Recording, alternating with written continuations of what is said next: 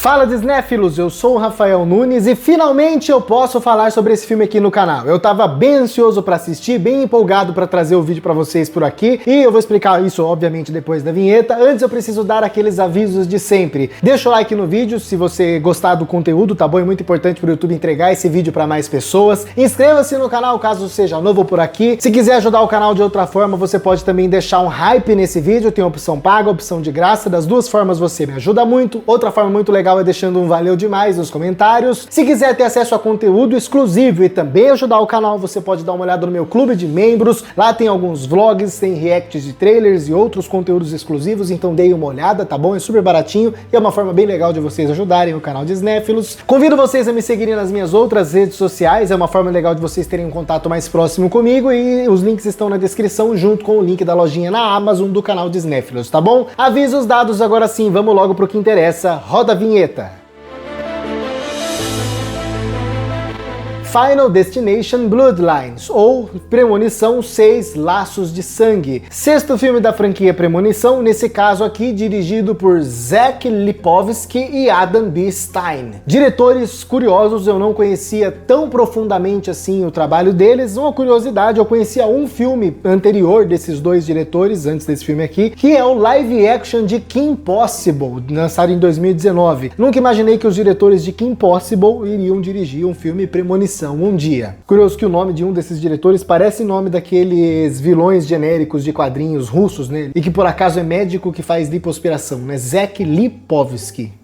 Pegaram a sacada? Meu Deus. Contextualização. Eu sou um grande fã da franquia Premonição. Eu assisti diversas vezes durante a minha infância e a minha adolescência. Eu gostava muito do segundo, assisti o terceiro muitas vezes. Depois de muito tempo eu consegui alugar o primeiro filme e ter contato com o primeiro também. E acompanhei o lançamento, né? Tanto do Premonição 4 quanto do Premonição 5, que não estão... O 5 eu gosto bastante, o 4 não tá entre os meus favoritos, mas ainda assim eu sempre me mantive atualizado e sempre acompanhei a franquia, sempre reassisti os filmes várias vezes. Mesmo assim, conforme o tempo foi passando, eu fui envelhecendo, eu deixei de ter contato com a franquia Premonição. Fazem alguns anos mesmo, vários anos, mais de 8, talvez uns 10 anos, que eu não assisto Premonição de novo. Por isso foi muito legal pra mim poder revisitar a franquia e poder ter essa experiência nos cinemas. Afinal, apesar de eu ter algum contato com a franquia na minha infância e juventude, algum não, ter bastante contato com a franquia, eu nunca tive a oportunidade de assistir a um filme Premonição nos cinemas, então foi muito gratificante ter essa experiência nos cinemas pela primeira vez. E aqui com Premonição 6, Laços de Sangue, eu tava esperando uma experiência bem nostálgica, levando em consideração essa grande leva, esse período que nós estamos vivendo de resgate de franquias clássicas do terror e de outros gêneros, inclusive, principalmente do subgênero slasher, que é onde Premonição se encaixa, apesar de nesse caso a gente não ter um vilão mascarado típico do slasher, o grande vilão aqui é a própria morte, um vilão imaterial, inclusive, que é um conceito bem interessante da franquia. Então, pelo fato da gente ter essa grande revitalização do gênero, do subgênero nos cinemas, eu esperava uma experiência muito nostálgica vinda de Premonição 6. Mas eu me senti muito feliz, inclusive, ao constatar que Premonição 6 não está preocupado em ser uma experiência nostálgica, não está preocupado em pegar os fãs da franquia clássica e fazer carinho na cabeça e olha só, referências aos anteriores, olha só, né, estamos revivendo a franquia, né, momentos de glória. Não é essa a proposta de Premonição 6, o que é muito positivo. Afinal, o que oferece a experiência nostálgica aqui, nesse caso, não é o apelo da narrativa à nostalgia. Retorno de personagens, tem um retorno muito especial do Tony Todd, que é um retorno muito bonito do filme, mas esse não é o foco do filme. Retorno de personagens, retorno de arcos antigos, conclusão de coisas, não é isso. O foco de Premonição 6 é oferecer a nostalgia quando a gente revive a experiência de ver as mortes típicas e exóticas da franquia Premonição no cinema. Essa é a experiência, você vai se sentir como você era quando era um jovem adolescente assistindo Premonição em casa ou no cinema. Tô vendo outra morte doidona. Essa é a experiência nostálgica do filme. O filme em si, o que ele propõe é uma nova história, é um novo conceito dentro dessa franquia, o que nos proporciona uma experiência que tem cara de Premonição, parece estabelece Premonição, revigora a franquia Premonição, mas inova ao mesmo tempo, ao ponto de se tornar um dos grandes filmes da franquia, talvez sim até um dos melhores, justamente por, na sexta entrada, depois de 5 filmes, ainda conseguir encontrar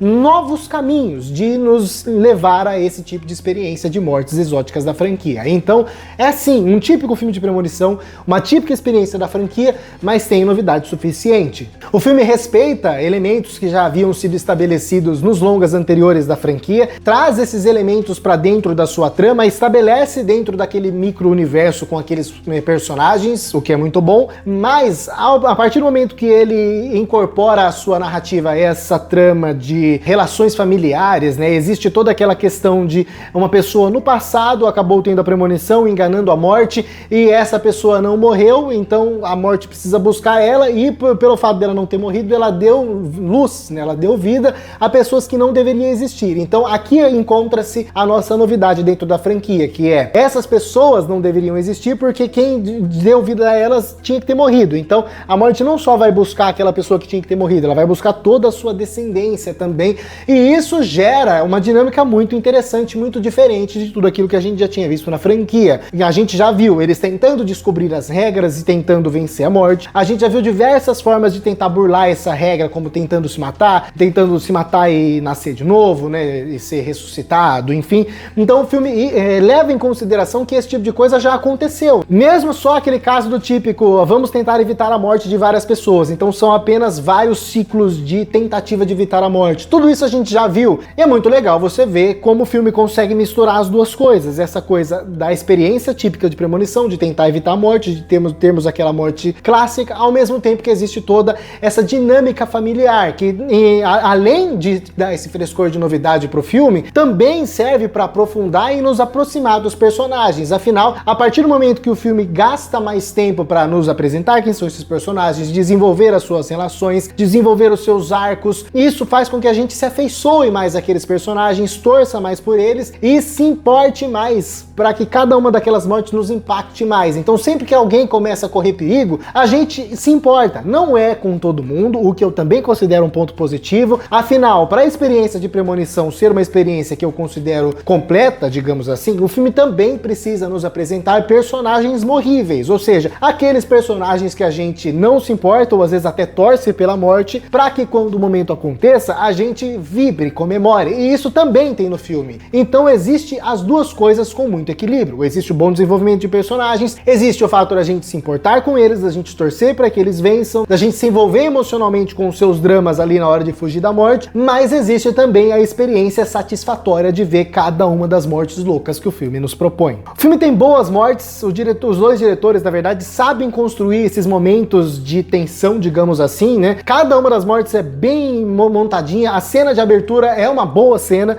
não sei se tem presença, imponência o suficiente para se posicionar entre as cenas mais icônicas de abertura de um filme premonição, como por exemplo a do primeiro, do segundo ou até do terceiro, que eu gosto muito. Eu diria que é tipo a cena do quinto filme, é uma cena muito boa, muito bem feita, mas não tão marcante assim quanto outras da franquia, mas é uma cena muito boa. E existem outras mortes excepcionais que inclusive estão até nos trailers, né? Tem uma morte envolvendo um churrasco num jardim que é muito boa. Essa cena do churrasco e como um todo é excelente, porque o filme vai criando diversas oportunidades de algum personagem morrer, aumentando a carga de tensão, deixando a gente muito apreensivo, né, com aquele frio na espinha. Os dois diretores sabem fazer isso muito bem, não só nesse caso, como em outros casos também. Tem uma outra cena envolvendo um personagem num salão de tatuagem, né, acho que é assim que fala, né, no lugar onde fazem tatuagens, ele é o tatuador, uma cena que também tá num trailer. Tem toda uma cena num hospital, que é muito boa, envolvendo amendoim. Eu gostei demais dessa cena, e obviamente também a cena final do filme é muito interessante. A única coisa que eu não gostei no quesito mortes e construção de tensão é a última cena do filme em si, é a cena que fecha o filme. Eu achei um pouco exagerado, um pouco over demais, inclusive com o CGI de qualidade um pouco baixa, coisa que é meio que padrão nessa franquia e nesse filme também. O CGI não é dos melhores, mesmo com um orçamento até generoso do filme, né? Mas de qualquer forma, isso não influencia negativamente na experiência. Premonição é uma franquia que tem algumas falhas ali de lógica, de motivações no roteiro, né? Coisas que você nota que precisa de uma forçação pra gente aceitar, mas são falhas que a gente consegue passar por cima justamente porque essas falhas movimentam a trama e fazem a gente receber a experiência de premonição que tá muito ligada às mortes exóticas da franquia. E isso Premonição 6 faz muito bem. Nos entrega uma ótima experiência de filme Premonição com um plus, que é um bom desenvolvimento de personagens, uma boa nova trama que traz frescor para essa franquia. Acho que Premonição tem muito pano para manga e espero novos filmes, porque esses 6 aqui eu adorei